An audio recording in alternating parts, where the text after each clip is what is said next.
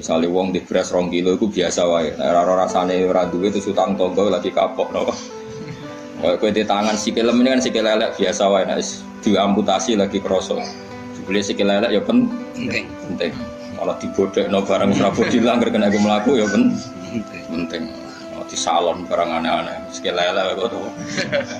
Di salon penting kena aku mlaku. Nek ben roh rasane ya mau diketok sik kok lagi roh rasane pentingnya nopo. Sikil sing elek.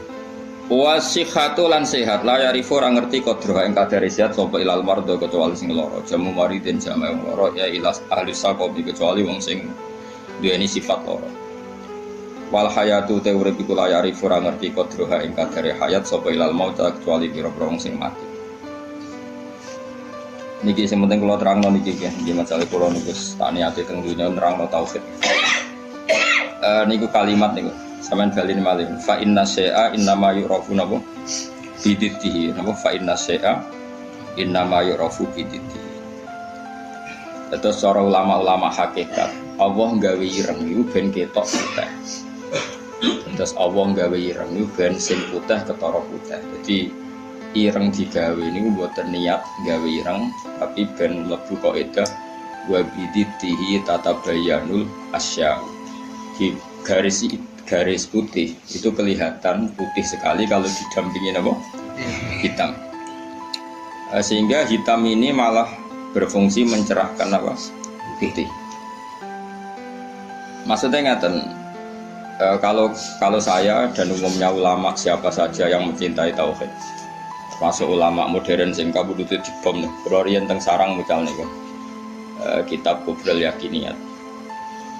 Ini cerita tahadus ini mas, saya pernah ngajar 6 tahun kalau gak 5 tahun Fan Kubrul Yakiniyat teng Madrasah Ghazaliyah. Itu karangan Said Romdan Al-Buti. Kita tahu beliau akhirnya mati semua dibom di Syria. Itu sebetulnya ilmu yang beliau utarakan dia lazimnya lazim ya nggak ada yang aneh, semuanya lazim sesuai konvensi ilmu-ilmu tauhid, ilmu kalam. Tapi umumnya ulama modern yang sing aku yakin diri dari pangeran biasanya tetap punya sisi yang kesamaan bahasa. Misalnya fikih yang dikarang Madzhabul Arba dulu tentu orang sekarang pahamnya lewat Wahbah Zuhaili. Usul fikih yang dikarang Zakaria Al-Ansori mungkin orang sekarang pahamnya lewat Abi Zahroh yang di Mesir baru tren-trennya misalnya. Di Indonesia misalnya lewat Bazubair, Basahal. Karena biaya kita juga punya utang sama ulama modern.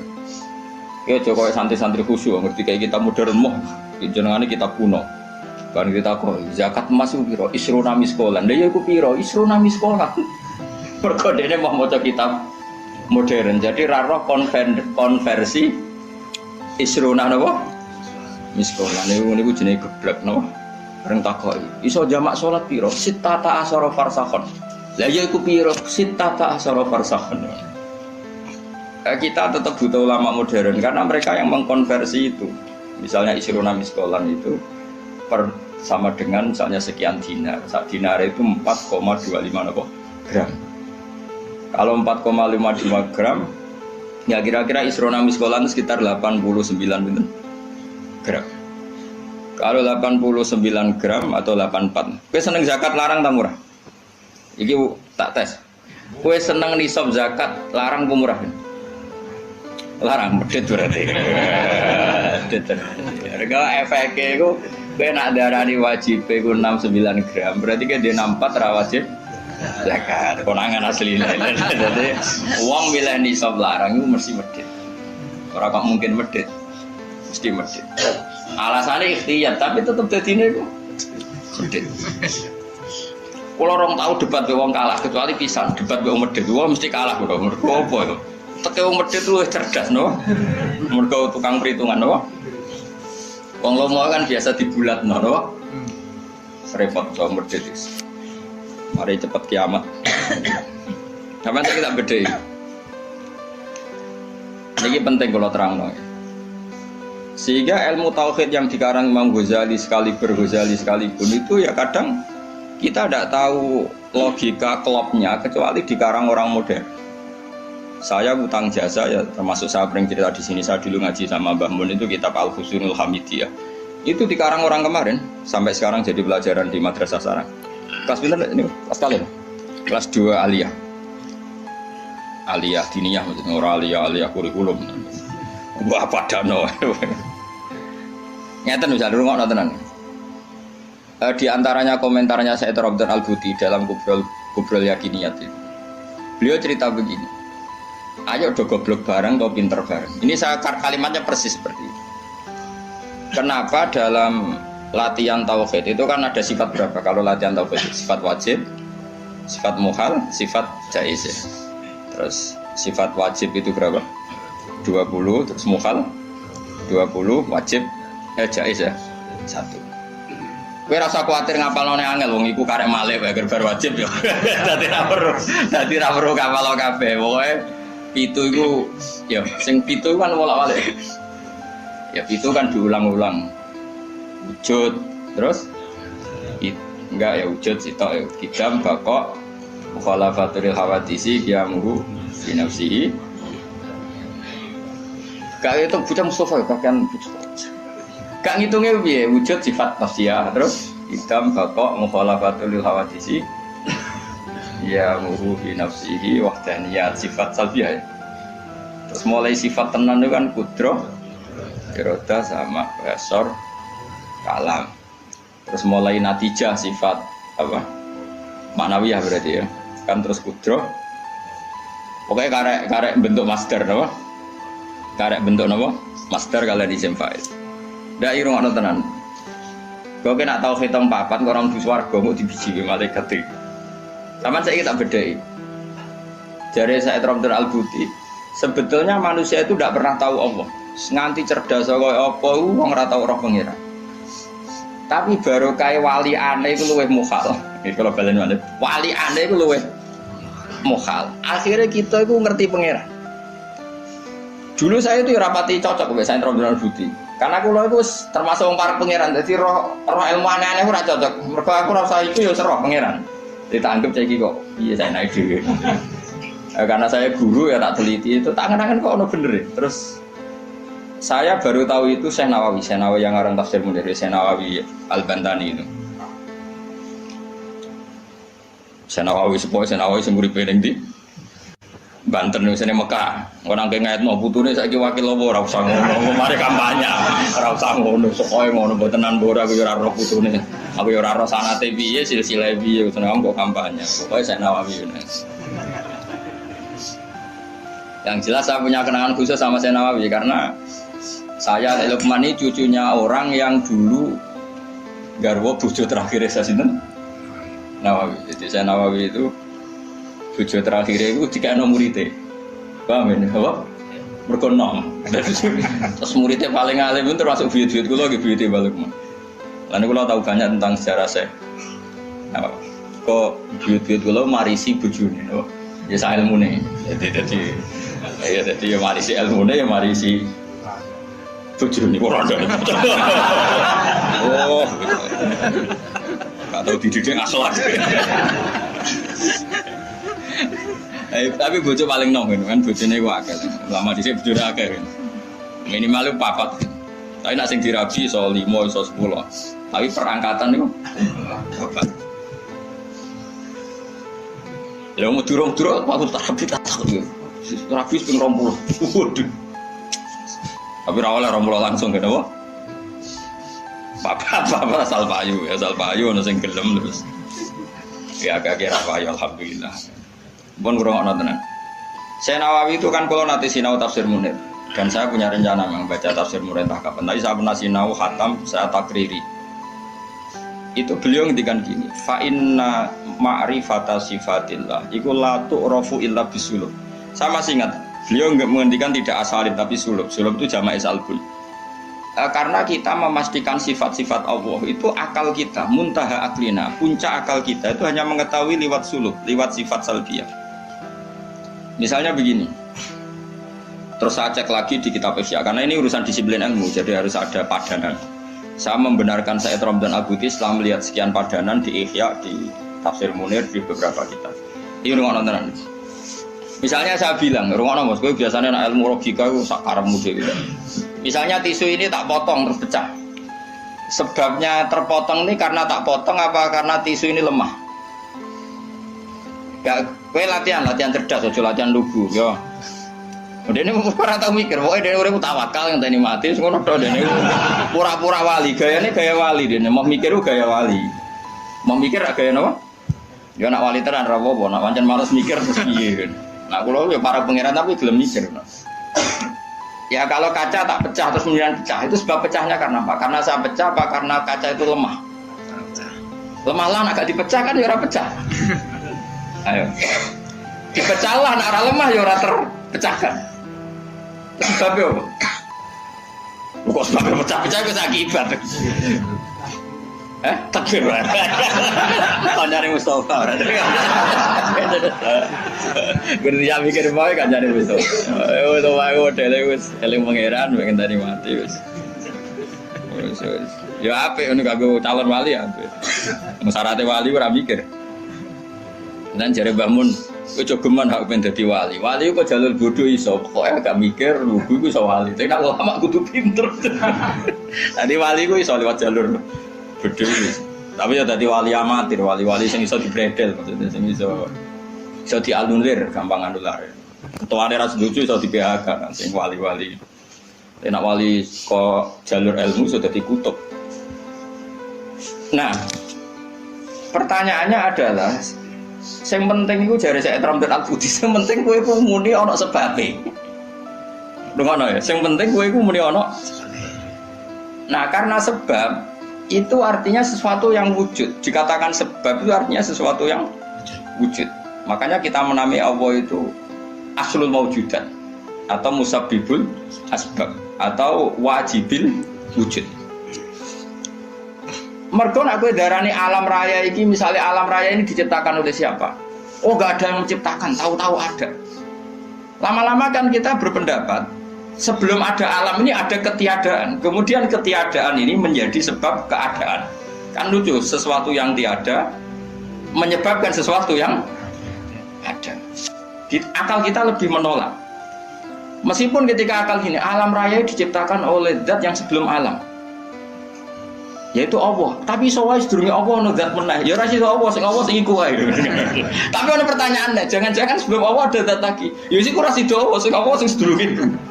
Nah, sebetulnya kita ya ora paham. Terus akhirnya piye ya ora paham. Cuma penasaran gini bisa dihentikan. Luwih mohal nak ono kesimpulan sesuatu yang tidak ada menyebabkan sesuatu yang ada. Iku jenenge Allah lebih dikenali bisuluk apa?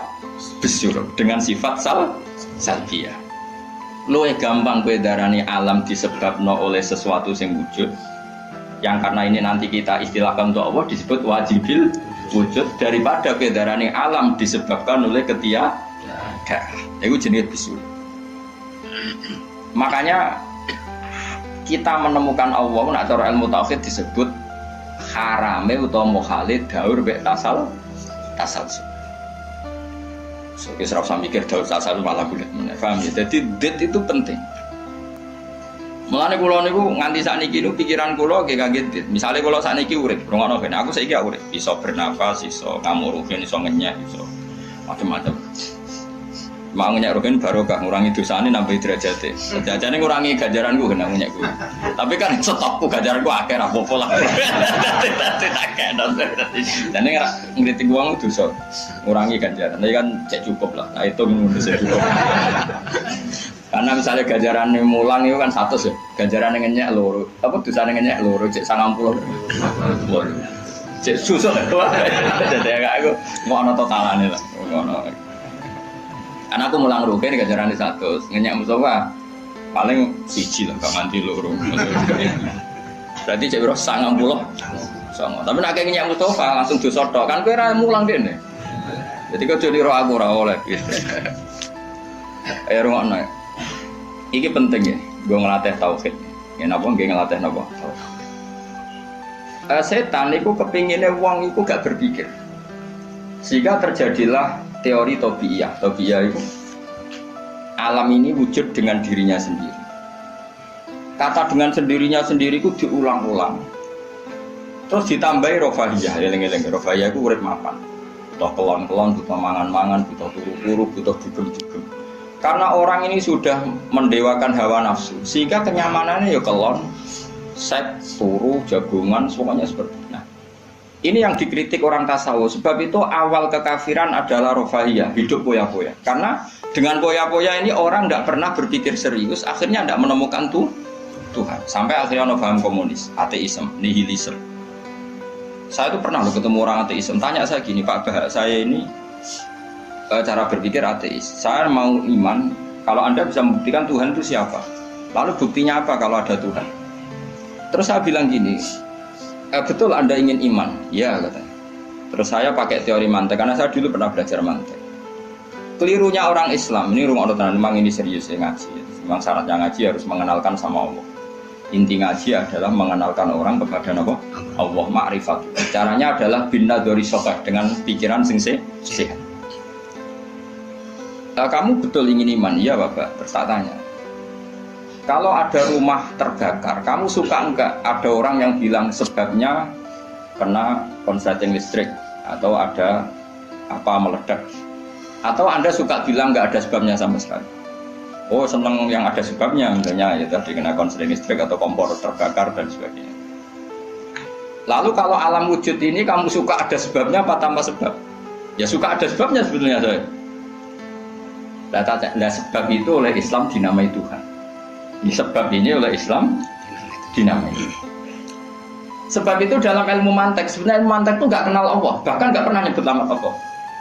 Saya ulang lagi ya, di ilmu mantek, ilmu logika yang diajarkan di pondok-pondok itu tidak pernah nyebut Allah. Yang disebut adalah alam ini rubah, alam ini makhluk. Kalau makhluk butuh kholik. Paham ya? Alam ini sudah akibat musabab. Kalau akibat berarti butuh sebab. Yang sebab ini kita sebut musabbibul asbab. Dan sebab ini harus lebih dulu ketimbang yang disebabi. Sebab itu harus bersifat qadim. Dan kalau wujud ini butuh sebab wujud, maka wujud penyebab disebut wajib atau wujud superior atau wujud super. Kita sebut wajibil wujud. Paham ya? Sehingga wujud yang ada ini kita butuh sebab. Yaitu harus ada wujud yang superior. Kita nambahi wajibil wujud.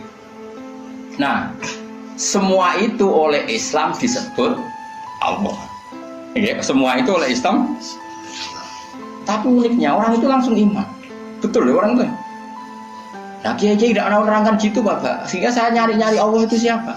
Mulai dulu bilang kalau Allah itu faktor alam, saya iman. Itu kelirunya kita membalik logika. Dia mau iman, tapi dia nyaman dengan istilah Allah itu apa? Yang dikatakan Tuhan adalah penyebab dari semua ini. Mungkin Einstein bilang itu kausa prima, mungkin orang modern bilang apa saja. Paham sih kalau maksudnya?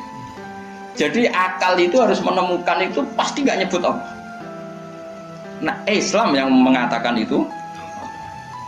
Coba sama cek saja. Ketika Allah mengenalkan dirinya, Iqra bismi rabbikal ladzi khalaq. Allah itu zat yang menciptakan. Khalaqal insana min 'alaq. Itu nggak pernah nyebut dirinya Allah. Ya Yuhanna su'budu rabbakum. Rabbakum siapa? Alladzi khalaqakum walladzina min qablikum. Tuhanmu itu siapa? Yang menciptakan kamu, yang menciptakan orang sebelum kamu. Sebagian ayat saya kata Allah nyembahlah saya itu siapa? Zat yang menciptakan langit bumi. Nah kemudian sifat-sifat ini oleh Islam yang punya sifat itu dinamai. Tapi kelirunya kiai-kiai kalau nerangkan langsung Allah, tentu PKI pikirannya Allah itu siapa? Padahal akal hanya punya rumus alam ini butuh penyebab. Penyebab ini kita sebut musabbibul asbab atau kausa prima atau wajibil wujud. Yang Islam secara agama menamai itu Allah. Cuma langsung Allah mesti ditanyakan Allah itu siapa? Paham ya? Nah itu kelirunya kita. Kita juga ikut keliru dalam apa? Merekonstruksi bangunan apa tahu?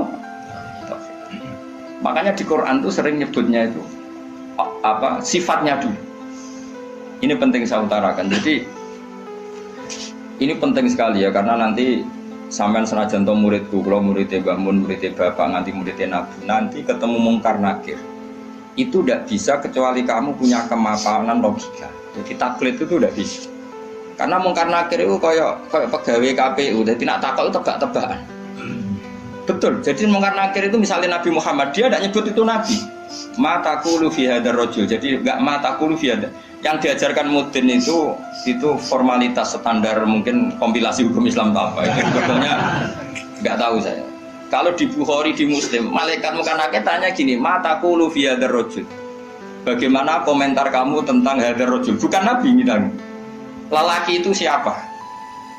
Padahal maksudnya lelaki itu adalah Rasulullah SAW. Tapi supaya pertanyaannya lebih sulit, coba kamu komentar lelaki itu siapa? Terus di situ di Bukhari diterangkan fa'amal munafik, fa'amal murtab. Orang munafik atau murtab, orang yang ragu. Terus dia komentar, kata orang-orang sini dia nabi, makanya saya ikut-ikutan bilang dia. Itu didefinisikan, dikategorikan orang munafik. Kalau cara ngomong, saya dengar-dengar kata orang dia nabi ya, saya ikut-ikutan bilang dia. Wah itu diantem ya malaikat. Nah, terus kata Imam Bukhari di dalam riwayat, fa'amal mu'min awil mungkin, orang mukmin atau mungkin itu yang keyakinannya benar, karena rawinya syak ya, biasalah dalam ilmu hadis seperti itu. Fayaqulu huwa Muhammadun ja'ana bil bayyinati wal huda fa'amanna bihi wa saddaqnahu. Kata-kata bil bayyinah. Orang itu adalah Muhammad. Dia nabi yang datang ke kita bil bayyinat dengan bukti yang begitu jelas. Maknanya bayyinat wal huda dan membawa petunjuk. Misalnya begini, ini yang saya alami. Kamu boleh copy paste, boleh ngeblat pikiran saya, tapi saya tidak menjamin mungkar nakir mengasisi karena syaratnya harus dari pikirannya sendiri. Tapi kita warai kerpeane, loh. Misalnya begini, ini saya dan saya tanggung jawab sampai ketemu Allah. Aku roh Kanjeng Nabi, nak Nabi itu mergo ajaran sholat. Saya loh, meskipun saya tentu sudah iman dengan barokahnya Quran, hadis, guru-guru kita sudah iman. Tapi aku roh Nabi, nak Nabi tenan itu gara-gara sholat. Yaitu Nabi ngendikan as-sholatu imaduddin, sholat itu cagai aku. Coba kalau dia seorang raja, ngapain menjadikan orang dikon sujud ning pangeran, dikon rukuk, dikon happy ning pangeran? Itu satu, as-sholatu imaduddin. Terus Nabi ku mati-matian. Nah, ono sahabat gak sholat jamaah. Itu jari Nabi sekali-kali wong tak kon ngimami santri. Aku gak ngimami.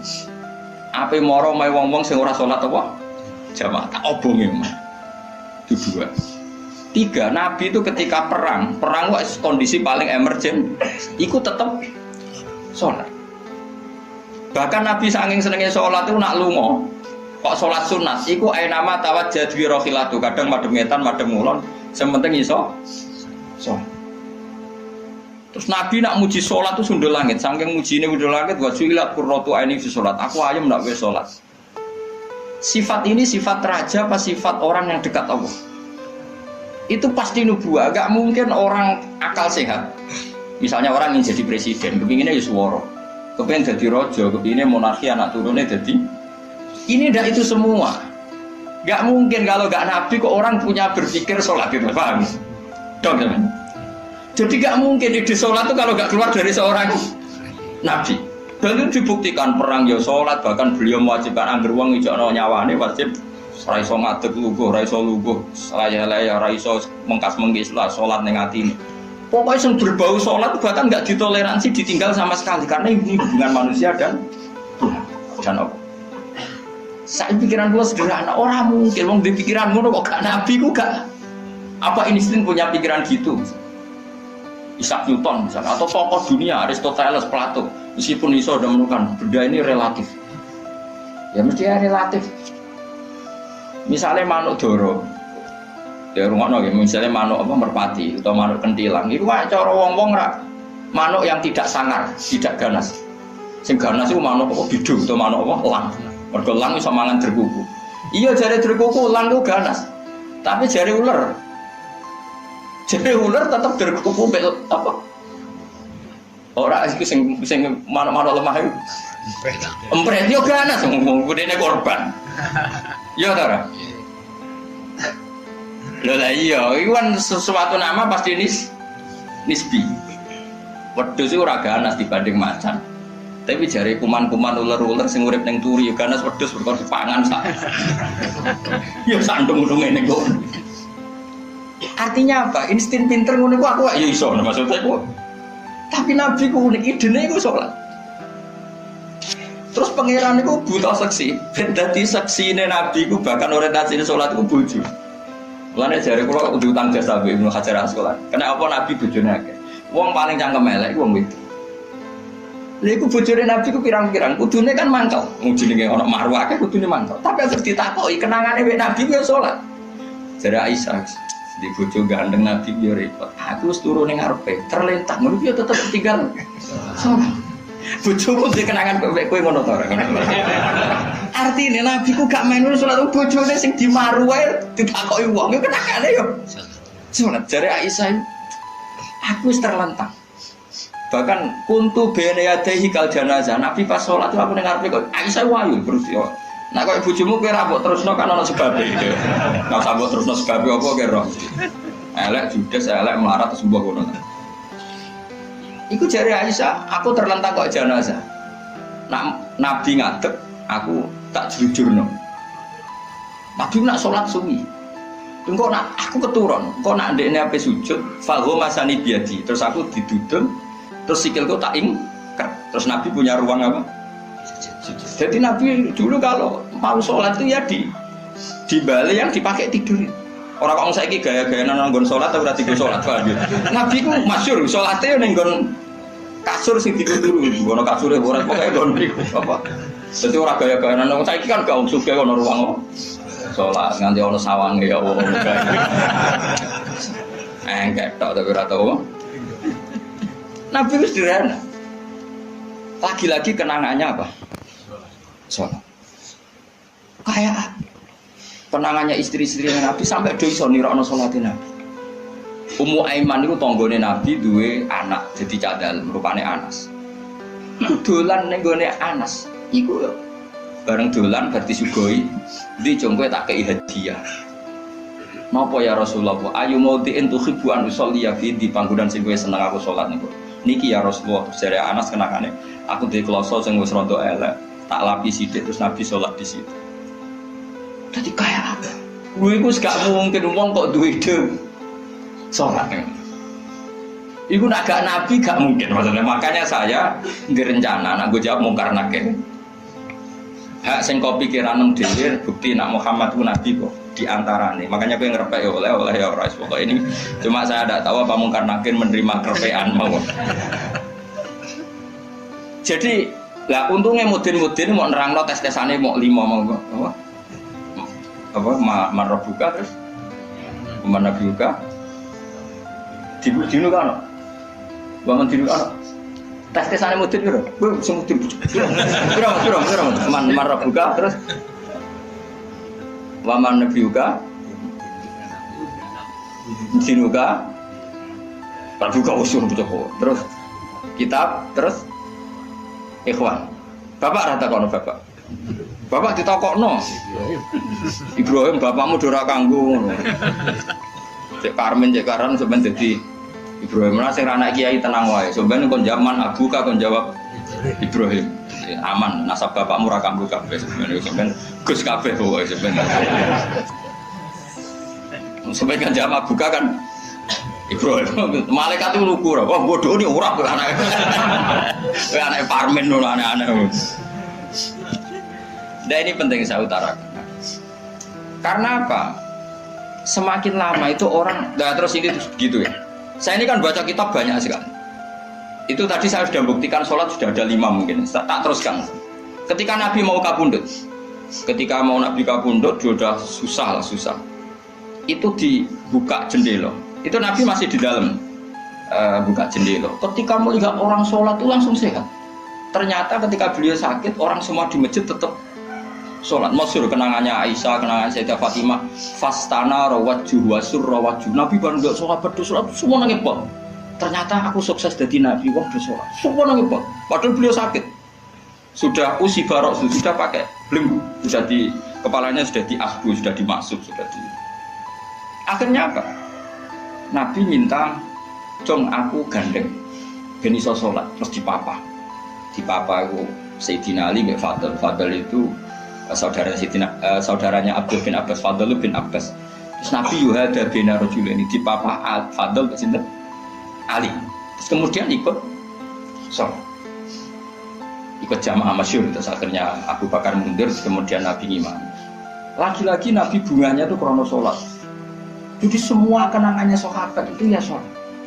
Karena begitu spesialnya sholat. Ini era sahabat ya, orang-orang era rasa ini.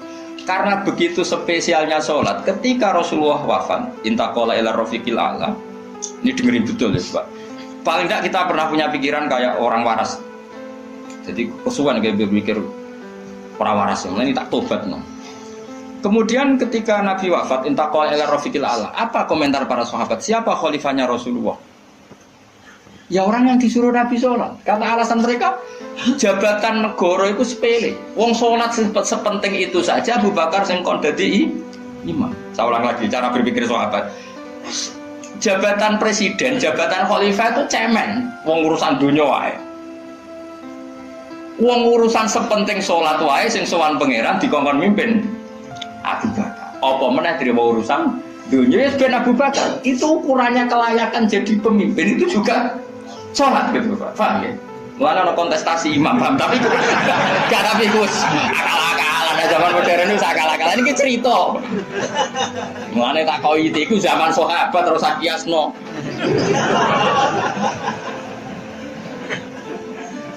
tapi zaman pernah dengar toh, ketika sahabat milih Abu Bakar alasannya apa? Karena Abu Bakar ditunjuk ngimami sholat. Terus pikiran mereka sholat sepenting itu saja oleh Rasulullah diridakno dipimpin Abu Bakar. Itu adalah khalifah Abu Bakar. Kayak apa urgensinya sholat sampai semuanya rujukan. Terus Nabi juga ngendikan, "Somben jong kowe nang mahsyar iku amaliyane ora pati dihisab. Pertama dihisab iku sholat, terus sholat Allah terus liyane gampang. Lagi-lagi sholat yang dipuji." Tapi sekarang orang Islam modern ini koyo LSM. Jadi pikirannya itu gimana supaya orang kaum marginal itu sing ndi ora rom. Supaya ke tengah. Berarti kayak pemain bal, itu rumus-rumusnya kok pemain bal. Orang yang termarginalkan supaya di tengah. Terus orang-orang miskin itu bisa dibasmi. Oleh basmi piye malaikat Mikail ora kepen ngresiki ngentekno. Jadi wis gak pikir sampai wong melarat ora salat luwih dibela timbang wong mapan salat. Mergo wong mapan salat jenenge berjuwis.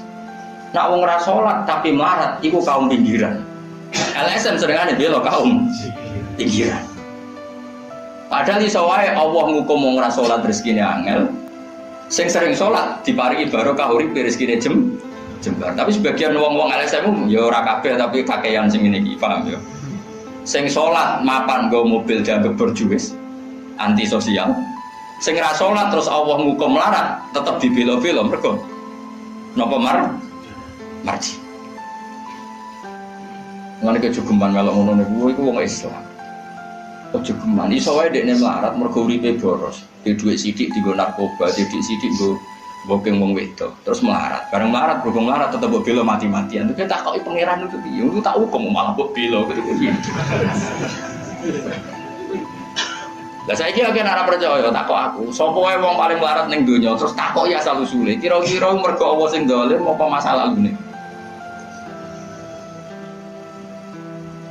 Wong merantau sing ning dalan-dalan iku rata-rata ya ana mutune. Melarat ning desa isin tukaran mbek Pak Dep kali terus mutung anti silatur rohim minggat sementing rawuh dulur. Lho padahal ngendikane Kanjeng Nabi paling cepet dadekno sumpeke rezeki adalah qatur rohim. Wong lungane wae niate ngaduhi dulur. Iku jenenge apa qatur? Terus dihukum mbek pangeran merantau kangelan. Tapi saya tidak nuduh semua orang seperti itu. Tapi aku yakin nggak mungkin seperti ini tanpa sebab. Tuh bela-bela nih. Mereka kowe mau dikoedah marginal berjuwis, apa? Marginal. Kalau pikiran ini terus, nanti kita kayak zaman PKI kan. Saya tuh punya kenalan gus-gus banyak di Kediri, di Madiun, di mana-mana. Itu dulu PKI Madiun, PKI Kediri, PKI mana-mana di daerah sana itu. Mangkel kiai, jadi kiai dianggap kayak bos berjuwis. Santri yang kerja ngurmat apa? Kebon, kiai ini tengok-tengok neng omah untuk setoran. Jadi nganggep kiai kayak ketua geng. Mergo kiai ini neng omah tengok-tengok mulang. Enggak santri ini ngurusi kelapane, ngurusi panenane terus disetor. Nggak mungkin antarane kiai ketua geng. Terus yang gede gue bilang kau apa? Melarat. Mergo melarat itu kangelan. Akhirnya gerakan sama rata sama rasa. Itu korban pertama PKI. Mereka dene ora ro ibadah. Jadi wong sing diparingi jembar kayak kula ini kan mulang. Terus rukin salam template. Dianggap kok ketua preman atau setoran ngono ae. Yo mati yo jenenge wong bingung kabeh diprovokasi ngono iku yo. Mati. Akhirnya pertama yang dilibas PKI yo kiai, perkarane provokasine ngono iku. Yo kiai gak arek kiai, aku anak kiai putune kiai itu terus cerita. Padahal kiai-kiai iku mapan mergo barokah wa taqillah sallahu makhraja. Mesti ora ana wong takwa ora diurusi pangeran. Kulo niku yo ora pati pinter pergawe tapi yo kerupat wae pangeran. Umum yang kaji kulo yo kaji. Umum yang Pak Rabi yo rabi. Cara aku butuh wae untuk akeh kan cuma yo. Pokoke gampang kabeh cara gelem cuma iki kan njogo toleransi. Sampai wong ora payu-payu yo gitu. Saya itu pernah ngisi seminar di Madura, di Bata-Bata di sana. Pondok paling besar di Madura namanya, termasuk pondok paling besar itu Bata-Bata sama Gus Zofur. Itu cerita gini, Gus kalau di sini orang alim, kalau ingin nikah kamar, dikasihkan, masih dikasih uang sama calon mertua. Kalau Anda ingin, nanti pulang bisa bawa langsung. Ini Madura, negara Islam. Ya pemandunya itu bilang gitu. Waduh. Aku mau ngaku kesuwen dari Kiai Jawa Tengah. Kesuwen ra tau roh ngono-ngono iku. Jadi kok kaget tuh. Masa gitu ya? Itu ada pendereknya lagi. Pengiringnya lah. Tak tanya, apa betul gitu? Oh iya, betul, betul sekali.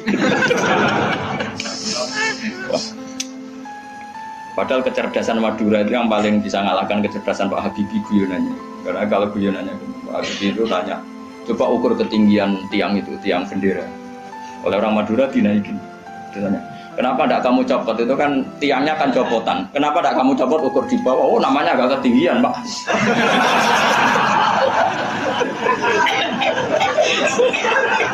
Makanya guyonannya itu, ya itu guyonan. Habibie itu belum pernah debat kalah kecuali ngadu orang.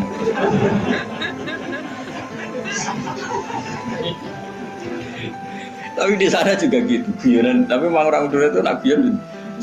Orang Madura tak tanya, memang guyonannya guyon. Memang Madura cerdas-cerdas. Jadi wong sekarang iso bayangno itu. Berpikir wis beda memang.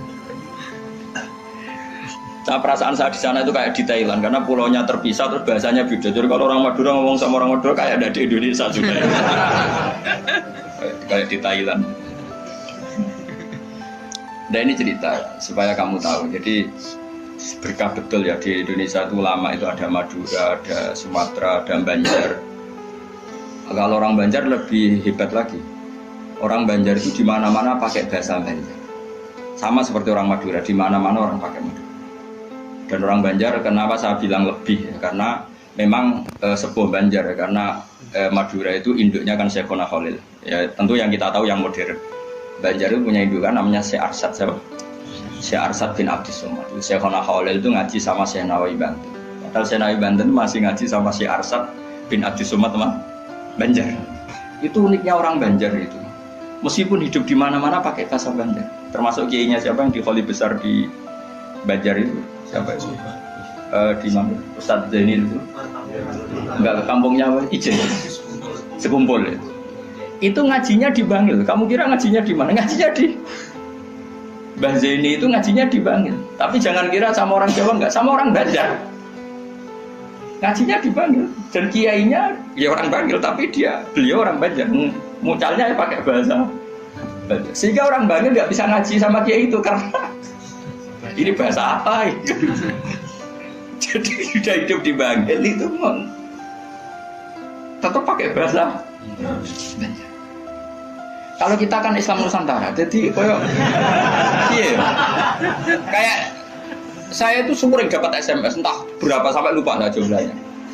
Gus saya ini orang Sunda, tolong ya kalau ngaji bahasa Indonesia. Kadang orang Kalimantan, orang Sulawesi. Padahal saya sebetulnya mau fanatik kayak orang Banjar. Tadi mati ada. Saya tuh sering dapat SMS itu ya orang-orang apa? Biasanya YouTuber itu. Gus tolong kalau ngasih pakai bahasa Indonesia ini nggak sama sekali nggak paham bahasa Jawa. Ini cerita. Jadi Saya mohon sekali ya, jadi tauhid itu kuatkan. Kalau kamu tauhidnya tidak kuat, cari ditnya. Cari apa? Ditnya. Kalau kamu melogika Allah tidak kuat, lalu sebelum Allah siapa? Kalau masih ada siapa, yaitu saja yang Allah, bukan yang lain. Pokoknya Allah harus yang paling awal. Lalu kalau kamu itu masih janggal, tetap akal kita luwih gampang nompo alam ini wujud karena sebab timbang wujud tanpa sebab. Itu jenenge dit. Paham ya? Karena lebih gak masuk akal sesuatu yang tidak ada menciptakan sesuatu yang ada. Artinya kalau kamu bilang sebelum alam ini ketiadaan, berarti ketiadaan penyebab wujudnya alam. Ya malah gendeng bareng dong. Barang ra ono kok wujud no barang sing ono. Kakek milih gendeng apa waras? Waras. Makanya agama ini kaumi yakinun bagi wong sing waras. Nah nanti terserah kamu. Nanti karena kita Fatihah ya, apa menerima logika karpean.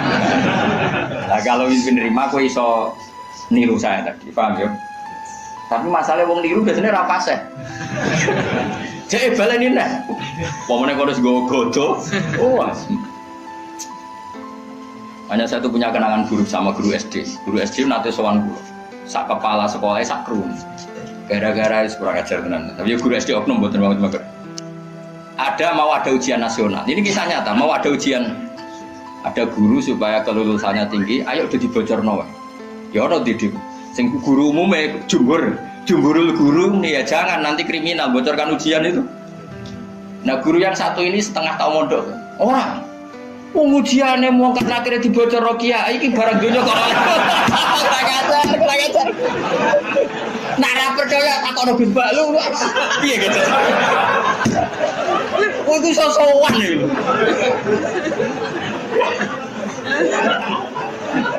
Lah ya ujiane mungkar nakir dibocor mbek kiye-kiye ra apa-apa kok.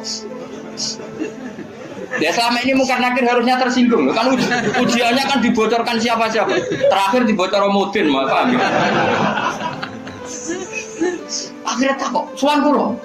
Kula pas ning gerdu pondok ning kula sinau Pak. Kok guru-guru rene kono apa? Gus, apa betul, Pak? Aku ya tentu mendukung kebijakan ra iso dibocorno.